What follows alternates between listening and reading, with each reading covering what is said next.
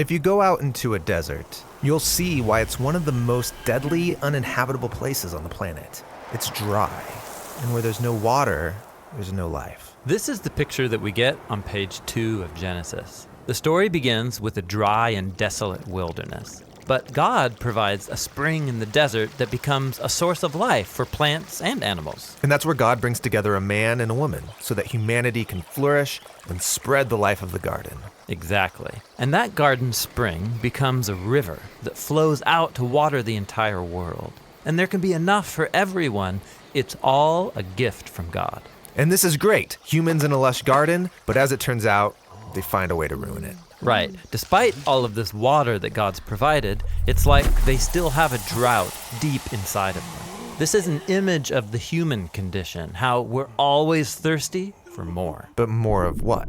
Well, in this story, the humans want more wisdom to create more security and more control on their own terms. And tragically, it only leaves them more thirsty and suspicious of each other, and so they end up back in the wilderness. The humans have lost access to the water of life. And because of that, they can't spread God's life into the world. And so God needs to rescue them from the wilderness. Yeah, like in the story of Jacob. His selfish scheming ruined his family relationships, so he has to run from his problems out into the wilderness. But there, he finds a well, and he meets a woman. And this is like Eden, a man and a woman together by a source of water. Right.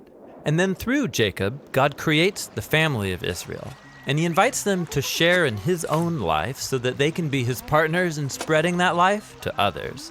And sometimes they do this. But ultimately, they struggle with the same drought of the soul, thirsting for more power and more control, and it leads them down a path of violence and self-ruin. And so they find themselves in a new wilderness, captive to other nations. All this effort to quench our own thirst on our own terms, it's killing us. Yeah, the biblical prophet Ezekiel described Israel in exile as a pile of dry bones, scattered in a desert valley. But, he said, one day God will pour out his own life presence, his spirit, to water the land, to create a new Eden and new kinds of humans. People who can spread God's life to others. Exactly. And so this brings us to the story of Jesus. Right. And there's a story about Jesus who goes to a well that Jacob used to own. And just like in Jacob's story, Jesus meets a woman. And he tells this woman that no matter how much water she drinks from this well, she'll always thirst for more.